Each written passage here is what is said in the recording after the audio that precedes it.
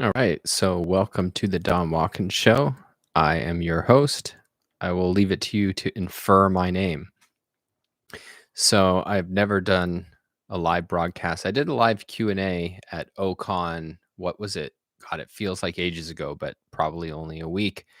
And I figured I'm going to give this a go. I want to have more interaction with the audience. I'll try to keep an eye on the chat. So feel free to send in your comments and questions, and we will see how it goes. I also plan to eventually become more adept in this and include music, visuals, and all that good stuff. But for now, we're just going to jump in to the deep end. And I am not the best live. I usually super prepare for things that I do live.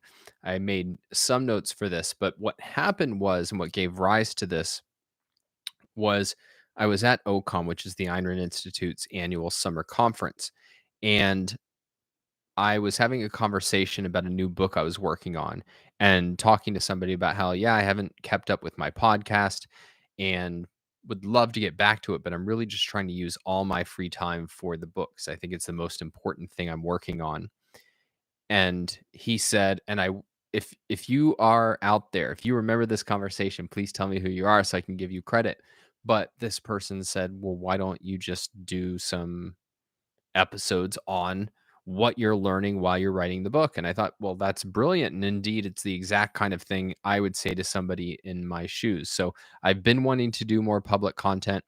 I've done a lot of stuff with Ingenuism. I have my weekly newsletter, but certainly it hasn't been to the scale that it was, say, last summer. So want to get in there with more items that will be helpful to all of you with your communication challenges and goals, with your philosophy challenges and goals. And frankly, I am looking for some free feedback on what I'm working on. So I've never written a book in the public eye. Usually I just shut myself behind closed doors for a long time and emerge with something that hopefully is valuable.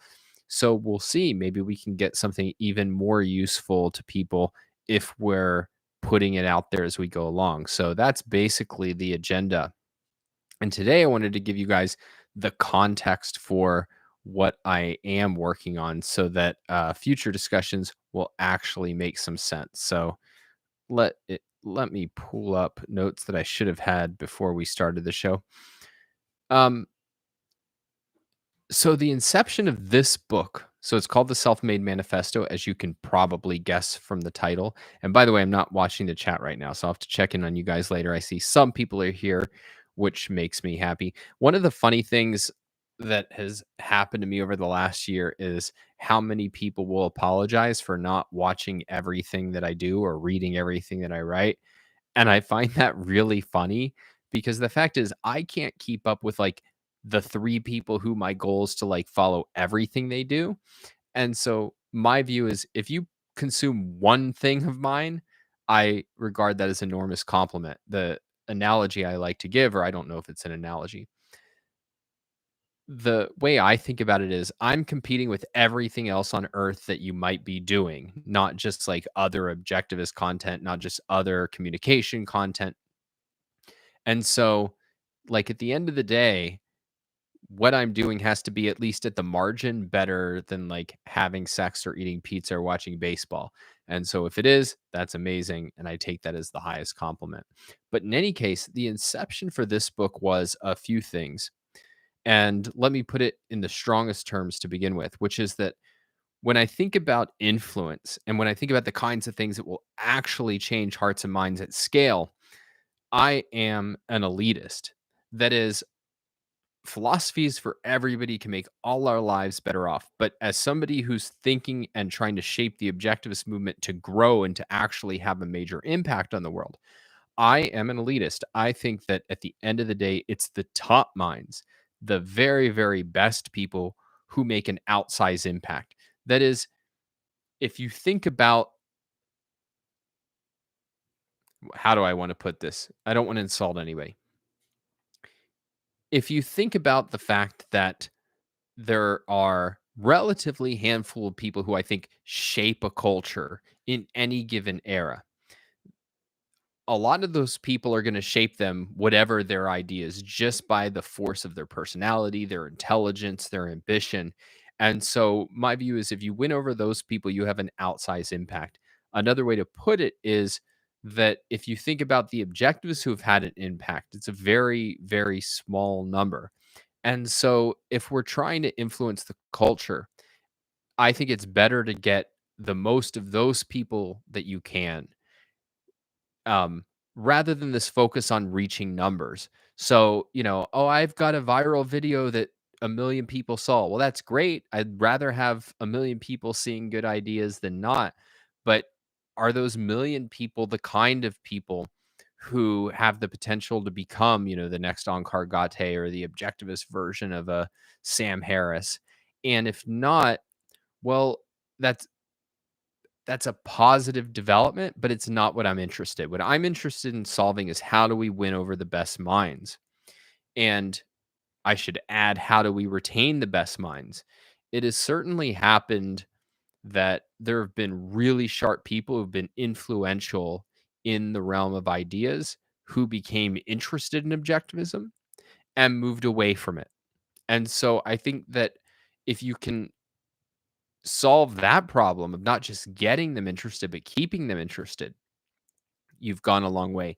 And now I should say, I think at the level of keeping people interested and in terms of like helping the best minds become effective, that the Objectivist Academic Center is like bar none incredible and doing some amazing things. And if you heard Tal Svani's presentation at OCOM, we'll be doing many more amazing things. But I'm really focused on this question of, well, how do we get them interested? What is the thing that we can do that would win over, the young Bill Gates or the young Steve Jobs? Now, those are not intellectuals, but I'm trying to get the level of the mind of these people. It's hard to say that win over the next like Noam Chomsky or something, um, because there's such a moral issue there. But it's that kind of mind. It's the kind of mind that's going to shape different fields, going to control the cultural conversation. And so that was kind of the start of my thinking. And I've spent a lot of time like, what is required in order to do that? Now, obviously, obviously, Atlas Shrugged and Ayn Rand's work are the most powerful tool that we have. But look, not everybody reads fiction. And even if you set that aside, there's a lot of things that until you really study the philosophy or until you meet somebody like Onkar or Alex Epstein, they can feel like deal killers.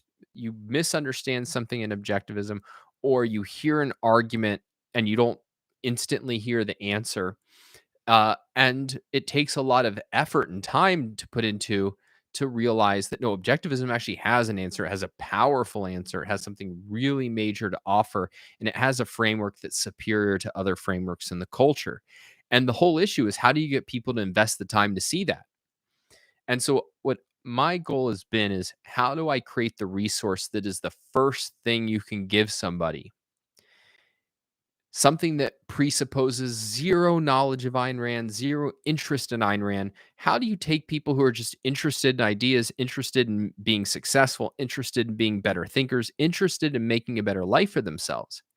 How do you address those people and give them the framework in a form that then makes it as likely as possible that they are going to really put in the time to understand this framework and hopefully use it to power impactful careers and impactful lives.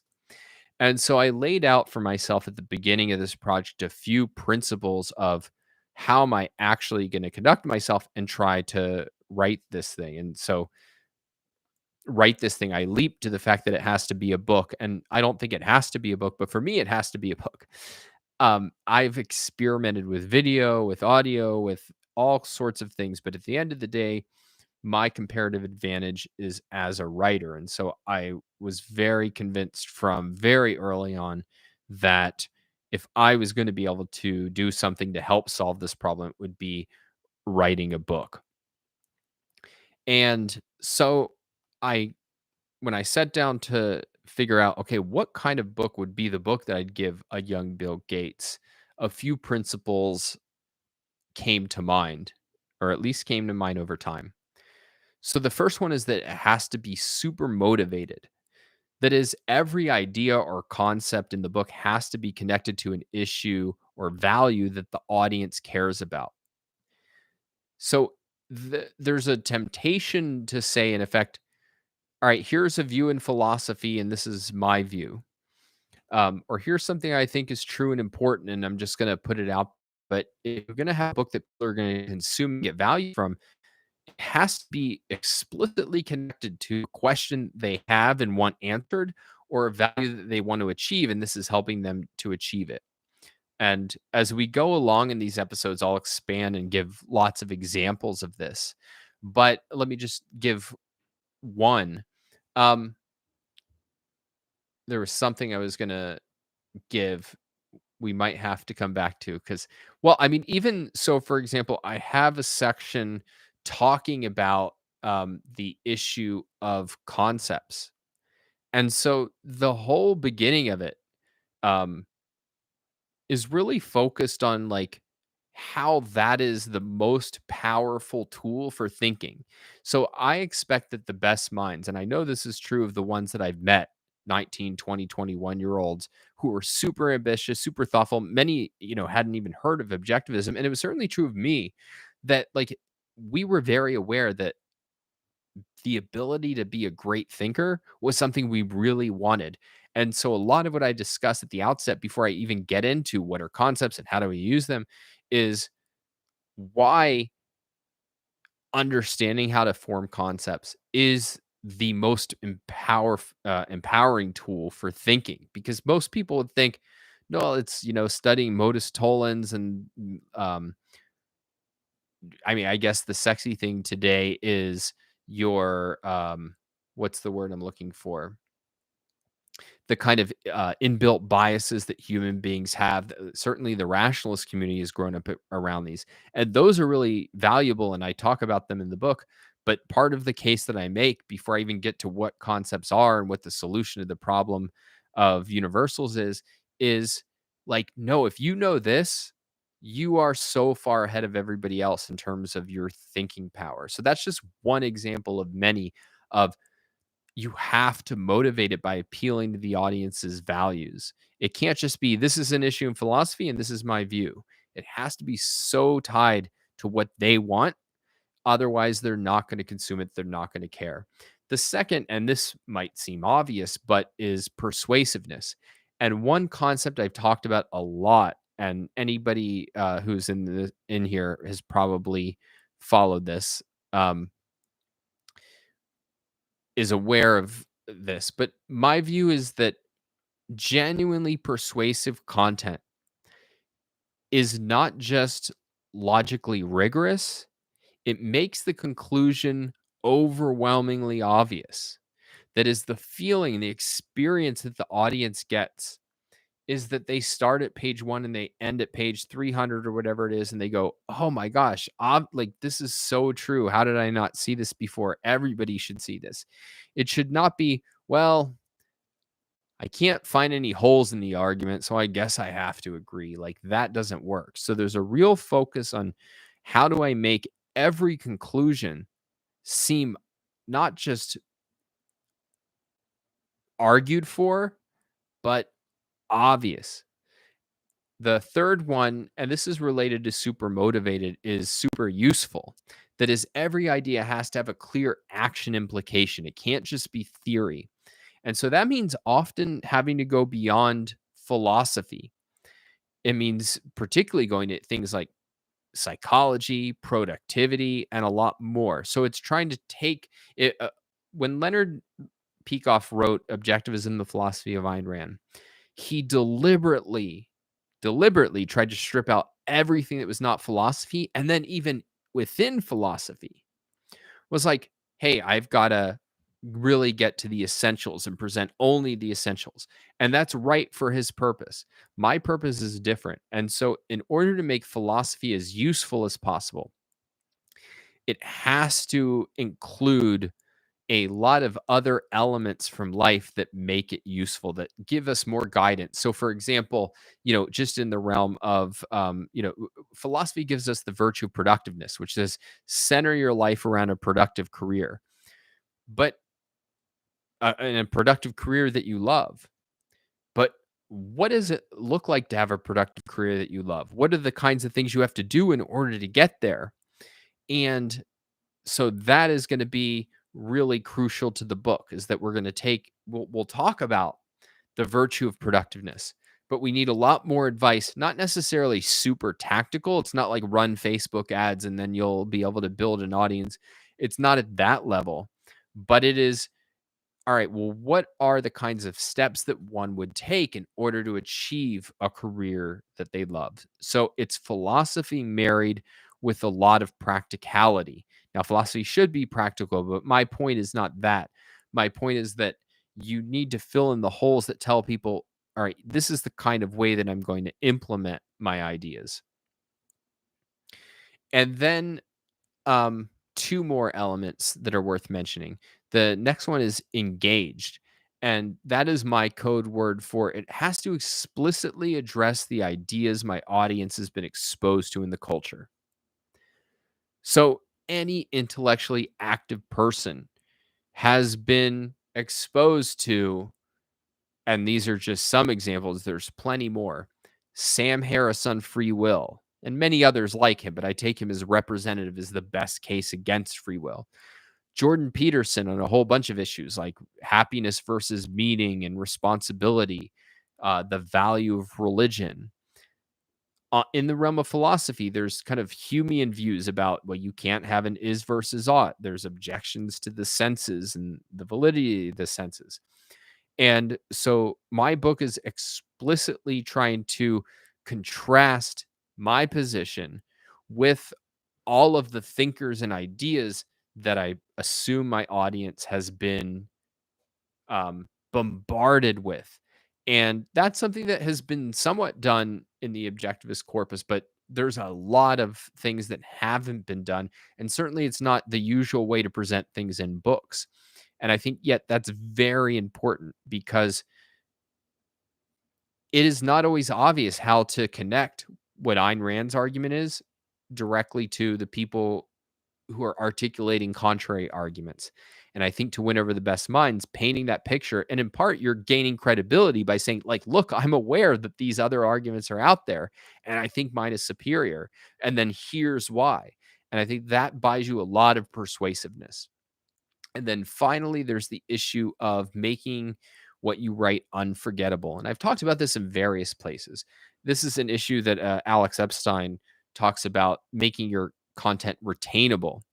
That is, you can say a lot of like really persuasive things over the course of 10 or 20 pages. But if the audience walks away and can't retain it, can't hold it, if it's possible for them to forget it, then you haven't achieved anything. And I want to concretize all of these, but particularly that last one a bit. So here is, I sent an earlier version out for my the subscribers of my newsletter at donswriting.com. But here's an updated version of the section and some of the chapter headings for the book. And I'm going to comment on how I'm thinking about these in a second. But let me just read these for you. So section 1 is take charge, and chapter 1 is free will, control your mind. Chapter 2, emotions, control your emotions. And then chapter 3, life, control your life. Section 2 is pursue happiness. Commit yourself to happiness, question morality, embrace morality, become a valuer, cultivate virtue. Section 3, follow reason. Secure your foundations, form objective concepts, think logically. Section, what are we on? 4, create values, build a career you love, pursue mastery. Section, whatever the next number is, I don't have these numbers yet because I'm very likely to move them around. Honor the self. And then I have pride and perfection, principled egoism, selfish relationships, I'll come to why those chapter headings are a little bit of an exception. And then the final section is Nurture the Soul, which deals with things like aesthetics. And the let's see. One of the things I did is this is not how I was initially titling things, but I went back and looked at every book that had been influential, not just on me, but just in general, idea books that have been very influential, wildly popular, and almost all of them had action titles like do this. And that's not my natural way of writing titles. And I realized that that has a real value. So first of all, like it's motivating, right? If there's an action, it's like, okay, this is something I can do, I can implement in my life. And as a writer, it forces you like, all right, if I have a section that I'm writing, a chapter that I'm writing, and I can't explain why it's useful, then maybe it's not very useful. And maybe I shouldn't be including it. And if you have the section and chapter headings really value oriented, really action oriented, it helps make it unforgettable because it's in effect, here are my 5 major rules. And so the whole book is going to be structured in this way that it should be super clear like this is what you need to do in order to get what you want, and very memorable, very retainable. Everything I just said is open to revision, so don't expect that you've gotten like your final table of contents, but I just wanted to indicate to you sort of how I'm thinking about this and how I'm trying to make it really self-evident that a person can look through the table of contents and go, okay, these are some ideas that like I want to implement in my life, or I might want to implement in my life, versus these are just kind of claims about the world and how are they connected to me and my values. I think that's a deal killer. You got to keep everything so connected to people's values, to what people want to achieve. All right. So the starting point, as you noticed, was free will. And I want to explain that a little bit. We'll talk more about the content of free will, I think, in future episodes. But I think it's valuable just to pause on, well, why start there? Now, frankly, I have to say, in part, it was I backed into it because I've had this title, the Self Made Manifesto, since like 2015 or 16. Like it's been around floating in my mind for a long time. And I just thought it was a brilliant title. And eventually I'd have to figure out a book. But to take it more seriously, it was what I really want to give people is a guide to making their life in the way that they want. And Jose asks, do you like mind map apps like MindNode? I have tried mind maps, and to me, they're kind of mind confusions. I don't find any value in them, but I totally see how some people could. But just the way that my mind works, I have to be much more, what would you say, literary and um, work out my thinking in a narrative structure. Now, one exception to this, which is fiction, and indeed, sometime I want to spend on this podcast in the future talking about fiction because I have a novel coming out, and I do personally consider myself, if not primarily a novelist, as much a novelist as I do somebody who writes on philosophy. So I have a lot to say about that, and in that realm, I do find mind maps helpful. And I think I'll save that for another day. But no, it's an interesting question. But some people find them helpful. I find them mostly useless. So the the reason I started with free will is, well, first of all, it's a philosophic issue most smart people are interested in. That is, most intelligent people have a view of free will, and they have a view that's really wrong. And so there should be something intriguing about a person who's saying, all right, here's a case for free will. And it's a non religious case, it's a pro reason, pro science case. They should be sitting back with their arms crossed, going, okay, come on, really? And waiting to see what it is. So, in that sense, I think it is appealing to the exact kind of audience I'm trying to reach. But then it's also the precondition of everything else, right? Like if the book is saying, here's how to make yourself and your life through your choices. Well, first we have to know like that we have choices, and what exactly are our choices? What kind of choices can we make? Now, there's nothing I would say crazy new here for objectivists. Um, I'm thinking of objectivists who like consume everything that objectivists put out on this issue. There's a lot that's not in the literature, in the official literature in Ayn Rand or even Nathaniel Branden when he was with Ayn Rand, or in OPAR. There's a lot new from there. I would say if you've listened to everything like Greg Salmieri or Onkar Ghate or people like that have done in free will, there's not necessarily new content there, but it's presenting it first of all in writing. It's presenting it in a way that I think is really geared towards addressing the kind of intellectual skeptic of free will. And there are issues that are definitely not in the literature. So the first one I'll say is that it gives a lot of space to the critics of free will. And I use mostly Sam Harris here because I think he's the clearest, the best, the most widely known. And the whole idea is every view that I'm going to argue against has to be steel manned. Now, Sam Harris is funny because he popularized, if not created, this term steel manning, but he's the biggest straw manner, particularly of the free will view that you'll ever find. But no, my view is I'm going to give the best argument and then show the superiority of mine.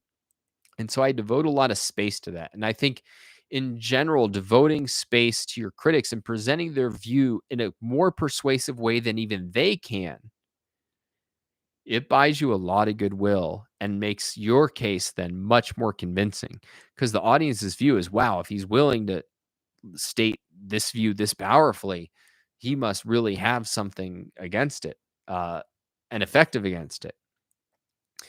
The second is that I mentioned there's a lot of ideas that have been kind of put out in talks and that are sort of buried in more academic works about the nature of free will. And so finally, those will be codified in an actual book that you can hand somebody.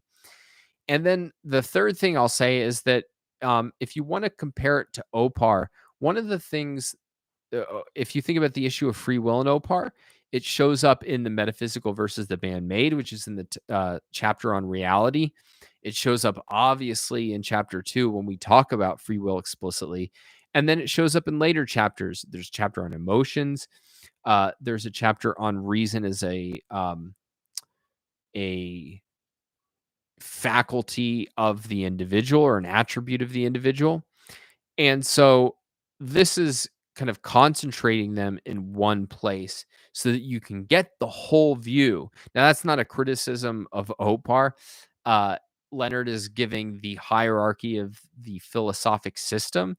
And I have a logical order, but it's not the hierarchical order of a philosophic system because I'm not presenting people with a philosophic system. I'm presenting them with an argument about how to make their soul and their lives.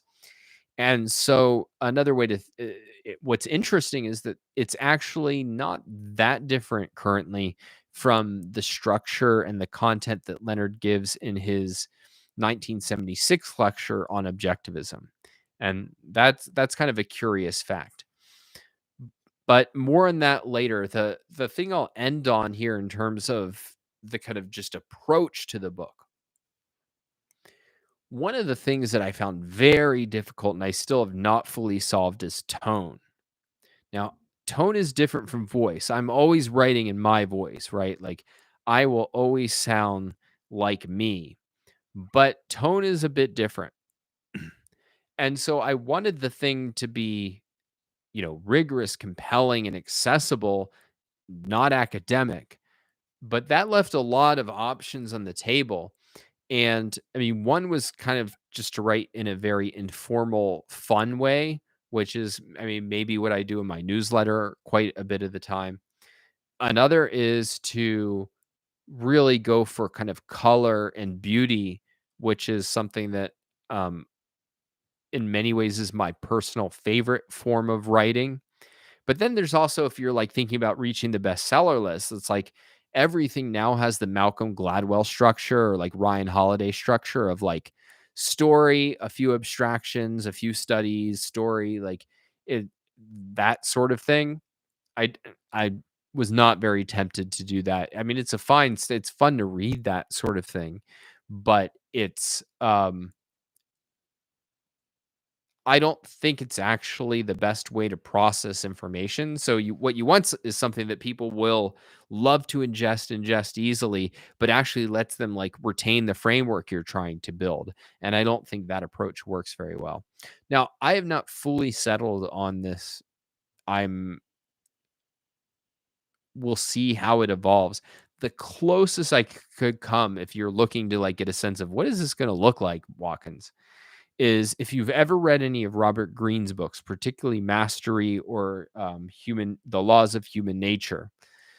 I think he is very good at being accessible yet eloquent and intellectual. So that's something to check out. I definitely don't do this.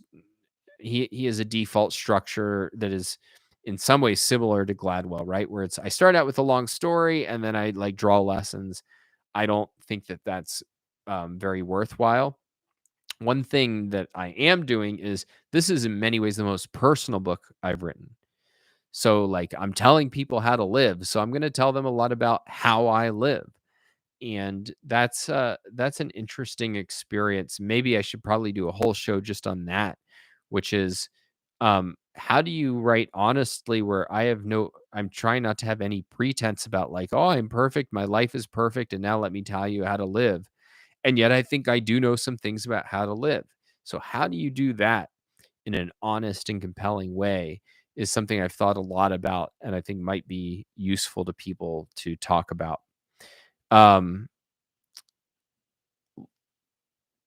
Jose is talking about Robert Greene that he's refused to read him because of the titles of his books. Yeah, so he has Power, Seduction. Now, those books are funny because Greene, in his interviews about the books, will say, "Look, my goal in Power, for instance, I haven't read Seduction. Um, my goal is not to convince you how to gain and use power. It's to help you recognize that there's people out there wielding power and to govern yourself through it." Now, if you read Power, it's not written that way at all. It really is written as if it's like, here's how you can wield and use power. So I'm not endorsing the content of his views, although he's very smart, very perceptive, and has a lot of valuable insights to offer that will help you understand people. And his book, Mastery, is one of the best books I've ever read, full stop. But nevertheless, yes, I am sympathetic to somebody who says, all right, I don't want that to be my idol. But what I like about his style is that he's able to present ideas in a way that is rich and deep, with often having arguments and so on, but that it doesn't come across at all as academic. And so in this regard, like for instance, and I respect Ryan Holiday a lot, but Ryan I think has more kind of like a meh style with it. It doesn't feel very deep. If you get somebody who's highly intellectual, they'll go, "This is like candy, or worse." So in any case, I'm not trying to like fully emulate him. I'm just trying to give you a sense of that you need to put a lot of thought, or at least I put a lot of thought into tone and style. And that for this book in particular, because you have to remember, what have I written? I've written 3 books on politics, and they were written for a Tea Party type audience, which is somebody like who's not that deep. Now they're deeper than like, I just care who wins the presidential election, or at least that was my presumption. But this book, again, is trying to reach the top minds. And so I've never written anything like that. And I'm very self-conscious about like what what does the ideal book for that audience look like? And so, it's staying genuine to how I write, but really letting my purpose and my audience shape the details of how that gets executed and how that gets carried out. All right, that's really all I had to say just to introduce you guys to the book and set kind of a framework for all our future conversations. I hope that was interesting. I did want to answer, though, a question I got on Twitter. So I sent out a tweet yesterday that said, as a writer, you can one, wait for good ideas, Or two, learn to turn bad ideas into good ones. Funny thing is, the best way to get to one is to do two. And Kyle asked on Twitter, could you give us an example of this? How could a bad idea turn into a good one? And somebody, let's see if I can pull this up really fast. I probably won't.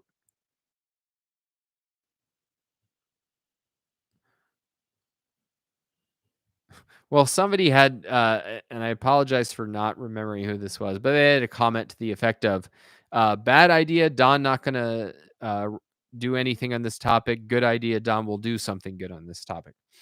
Um, and that's very funny. But no, I want to do you one better, and I want to give you how Ayn Rand does this because in the art of fiction, Ayn Rand gives some great examples of how you start with a bad idea and make it good. And since I am, presumptuous as hell, but not that presumptuous, I'm not going to try to improve on her. Let me just read a couple quick pieces that give you an illustration of how she's doing this. So she's talking about plot themes, and she's going to start with some kind of conventional, boring ideas, and then you'll see how she tries to build them into something more interesting. All right. So the oldest and tritest that of the prostitute, I'm sorry, the oldest and tritest is that of the prostitute with the heart of gold. She's talking about oldest and tritest plot themes, which is her idea for kind of the main action line of a story. Why is it so popular? Because a prostitute has cut herself off from all human values. Her profession clashes with any other value she might want, respectability, a career, anything. And the worst clash comes if she falls in love. Then a dramatic story is an immediate possibility. So she's saying, like, look, that's rich with drama, but it's been done to death. Usually, the prostitute falls in love, decides to abandon her profession, and then struggles not to let the man find out the truth about her past. This is the pattern of Anna Christie, Anna Lucasta, and many lesser known stories. The conflict is resolved in one of two ways. The man always finds out the truth, and then he either accepts it and forgives her, a happy ending, or he renounces her and commits suicide, and she jumps out of a window, a tragic ending. This is all that most people have done with this particular conflict. So here we have what, I mean, maybe the first time it's done, Rand would concede that's a great idea, but it's been done to death. So it's a bad idea. So then she asks, to see how the conflict can be improved, ask yourself how one can make it harder for the heroine. Suppose her lover knows her past and has forgiven it. But then she discovers that if he marries her, he will ruin his career. He will never be able to succeed at what he wants. If his wife is a former prostitute, he will not give her up. And so she has to make him give her up, which she can do only by pretending that she is still a prostitute. She has to hurt him terribly and make him despise her for his own sake. Now you have Camille or La Traviata, one of the best, most tragic, and most dramatic plot structures ever devised, which is why that story will live forever and why there are so many bad imitations of it. Here's one more example she gives. Take another trite plot theme. You'll love this one. If you haven't read her book, see how long it takes you to see where she's going. The woman who sells herself to a man she does not love for the sake of the man whom she does love. Usually, as in the opera Tosca, some villain who knows of her love tells her that if she sleeps with him, he will spare her lover. The heroine makes the sacrifice and then has to hide the fact from her lover. This is a good but simple one-line conflict. All right, Jose, you win the prize. The prize is that I say you win the prize. Now ask yourself how one can make it harder for the characters. Suppose the woman sells herself not to the villain who forces her into it, but to a man who really loves her, whom she respects and whose love she takes seriously. He does not want to buy her, and she must hide from him that it is a sale. But she has to sell herself to save the man she really loves, a man who happens to be the particular person the buyer hates the most. This is a much more dramatic conflict, and it is the plot theme of We the Living. It's the plot theme, Fab, so it's okay to give away the plot theme. Um, but yeah, spoiler alert. But if you haven't read We the Living, come on, read We the Living. Now, I'm a huge hypocrite. Most of you probably know. I've said this on multiple cases. I did not read We the Living until I was already had been an intellectual at ARI and a spokesman for the Ayn Rand Institute for over a year. So, but it is an incredible novel and um, has a lot more philosophy in it and a lot more that you can learn from it than you might think. And I recommend the novel, and I recommend then immediately reading the essays on We the Living, on Ayn Rand's We the Living, edited by Robert Mayhew. It is it is incredible. So that is all I have on my end. Any questions for you guys before we wrap up for today?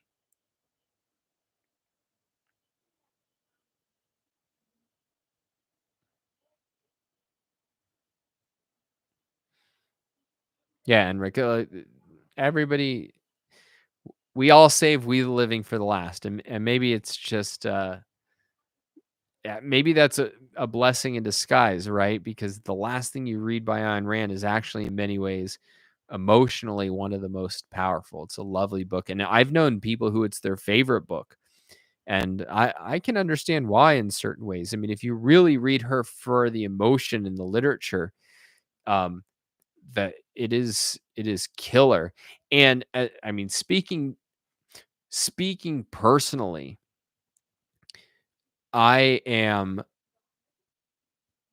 I don't just love Victor Hugo, but in many ways as an author, not as a thinker. As an author, I identify with him more. And there's a lot of Victor Hugo in the style of We the Living. And so I think that people who respond deeply to Hugo might respond to that novel even more than some of her others, even if it doesn't have the kind of grand scale and uniquely Ayn Rand aspects to it. It is just so outstanding emotionally and has a lot of very valuable philosophy. Let's see. I saw a question here. Fab says, "Do we get an analysis of I Am Justice when it's out?" Um, I'm probably not the person to analyze it, though. I'm sure I'll do something uh, on the more kind of the ideas of it. Um, Before it comes out, I want to say I'm probably going to talk a lot about the writing without giving away any way plot spoilers, and then once it's coming out, I'll have to figure out the best way to talk about a novel. One of the fascinating things I found watching authors, because you think, how do you? I know how to promote a nonfiction book, right? You just basically make your arguments. You tell people about your ideas, and then they go, "Oh, those ideas sound great," and then they go buy the book. But how in the world do you sell fiction? Like, you can't say that much more than what's on the cover, or you're giving away too much. And yet, fiction authors are interviewed for 30 minutes, an hour, 5 hours, whatever it is. And the fascinating thing is, fiction writers are mostly interviewed on, you want to guess, how do you write fiction? And it's so fascinating to me because you have to think most of the audience is never going to write fiction. How in the world could they be interested in that? But I think just there's a general interest among fiction writers on the process that yields these things that they find very powerful, very exciting. And so, I mean, I'm excited as hell to talk about that. I find it so fun to talk about the process. And I think, I mean, thankfully my books are, it's a thriller, so it's not a like, you're not getting, another Atlas Shrugged, I mean, to say the least, and I don't think anybody had the presumption of that. But there are a lot of philosophic ideas in the novel, and certainly a lot of psychological ideas in the novel, and it grapples with issues like race and gender and cancel culture and wokeism and all that. So I think there's a lot of intellectual things to talk about, but it'll be quite a ride for me figuring out how to promote the novel and talk about the novel and what are the things that you can talk about that'll get people excited about a book that they haven't read. Now, you guys have known me for a long time. So, it's a lot easier to pitch people who know me by saying, like, hey, somebody you respect wrote a novel. But when you're trying to win over strangers, now look, I had this one incredible test case, which is the book was published by non-objectivists and they thought it was incredible. They thought that, my publisher only publishes 2 or 3 fiction books a year. And so they do not follow the typical standard of, if you ever hear, how do you test spaghetti? You throw it at the wall and see if it sticks. Like, that is not their method at all. They are very selective. And then when they get behind something, they go all in on it. So, like, to win them over and to win my editor over and so on, I had a lot of input from people who didn't agree with me about anything. And so that was a really helpful antenna. But now it's all right. Now it's time to pitch a mass audience. And so we'll see how that goes. I've never done it with fiction, but I'll be really happy to try it. Ian says, I'm reading I Am Pilgrim. This is by Terry Hayes, not me. After you mentioned it, Ocon, good so far. That's awesome, Ian. I highly recommend that. I tell everybody it's my favorite thriller, a big inspiration for me, not in the details, but just in terms of what's possible in a thriller when I wrote I Am Justice. Stephanie says, maybe we can come up with ideas for selling I Am Justice. I am all for ideas. That promotion is one thing that I have not mastered. Like, I know a lot, and indeed, I knew enough that when some of my books came with marketing teams and their plans, I knew enough to say, this isn't going to work, guys. But it's certainly not an area where I feel full mastery. So I'm particularly open to suggestions. So Stephanie, thanks for stopping by. And Jose says, create headlines for each of your chapters like Hugo does. Well, it's too late for that. I think it's just 1, 2, 3, 4, 5, and so on. Though I really like that. And I certainly thought about doing that. Let's see. Fab says, actually, did objectivism come up with the publisher? Only in one way and indirectly. And that was, they said, so we want to suggest that maybe you use a pen name. And it doesn't have to be like a completely foreign pen name or something, but just something that provides a little distance. Because look, I've written 4 controversial books on politics, and their view was, do we really want people to Google your name as soon as they hear about this book and then see, oh, this is a guy who wrote Equals Unfair and the moral case for finance and all this stuff? And their view is, look, your book is not political in that way. We don't want to lose out on that audience, at the start unnecessarily. And my view is, yeah, I totally agree. And so, yeah, so I went with DP Watkins. Now, it's not that far removed, and eventually, like, I mean, anybody who wants to is going to figure it out. So I'm not trying to disown my other work, and I'm certainly not trying to disown objectivism. I mean, the book, like, it has my ideas in there.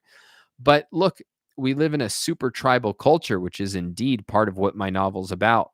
We live in a super tribal culture where people won't even give something a chance if they think they might disagree with it. And so I figured a little distance was totally legitimate. And so I did make that. I wouldn't even call it a concession. I thought it was actually a really good suggestion. But no, they show a lot of courage. They're putting out a book by a white male on race that is not PC. Now, it's not anti-PC. That's not what the book is doing, but it's definitely not PC. It's not playing into these things. I mean, here's one small detail. I don't capitalize the word black when I describe black characters, and they didn't give me any pushback. So all the credit to them for that. So yeah, cute kitty on a chair. Yeah. She must know when I'm doing videos because she is always excited to make sure she gets in the camera frame. And Sam says, who is DP Watkins? It's just my first 2 initials. Don Paul Watkins. I'm actually Donald Paul Watkins the third, which is like the most stuck up title. And when I went to college, what you get from your roommates that you're like automatically set up with is you get their full name. And I was like, oh my God, my roommate's going to think I'm like a big stuck up prick just from my name. And he sort of did coming in, but it all worked out. We somewhat got along for the course of a year. Um, yeah, so a lot more to come on that topic.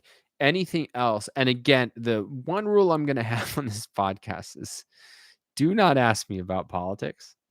There's a reason I wrote a book that doesn't cover politics and a novel that doesn't cover politics, though it delves its foot into it. This is a safe space from politics. I know it's important. Somebody was asking about me being on your on show. I definitely will be doing more stuff on your on show at some point in the future, I'm sure. And Yaron and I work together very closely on our Ingenuism project. But I'm doing various things to fight the good fight in that front. But, I feel like, all right, I gave the world free market revolution and equals unfair and Roosevelt care. Like I've paid my dues and now I can focus on things that don't drive me up the wall. Cause I've never been interested in politics, even when I was writing that. So when I came to ARI, my attention had been to write fiction. That's how I thought about myself. And then this opportunity came up and I thought, well, this is amazing. Somebody's going to pay me to write. And what they were interested in at that time was writing on policy, writing on political issues. And so I was interested in politics as a puzzle. Like, how do you understand these issues and how do you present them persuasively? But like by myself, I was not following the news or like I was not a news junkie. I was definitely not the kind of people I met in the policy wonk sphere. And so I'm very happy to uh, Fab says, I used to think of you as the economic politics guy. Oh, I know. And indeed, one of the things I was very self conscious of in the last year, and one of the reasons, though not the primary reason I did the OPAR series, was I wanted to blast that out of people's mind. And look, I get it. I remember that when I came to ARI, the other writers on the team had been writing on political issues. That's what they had been putting out publicly. And my impression was, oh, they just know politics. And then, come to find out, some of them are, deeply, deeply knowledgeable about philosophy. I'm interested in philosophy. And if any of you knew me at 15 or 16 or 17 or even, 21, 22, I was mostly thinking about epistemology. And so my interest has always been the kind of deepest elements of philosophy.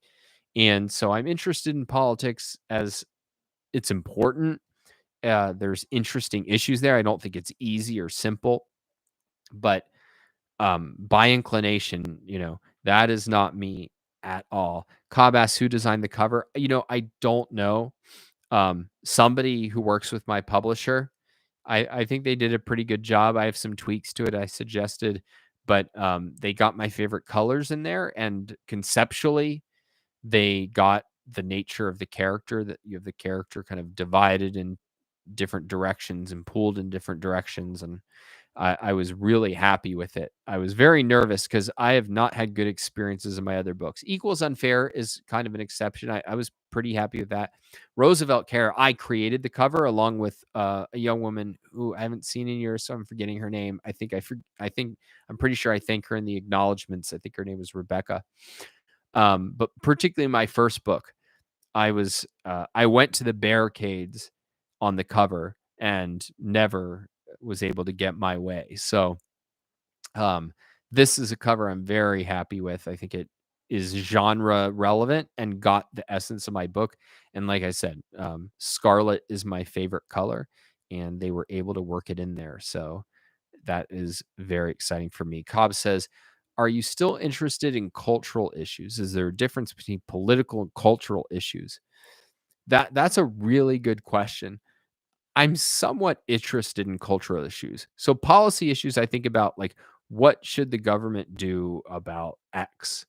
Cultural issues are sort of like understanding the dynamics of the way that like our country is moving. So under cultural, I would put things like, the rising tribalism in the United States and so on. Politics, I would put something like, are we going to ban fossil fuels?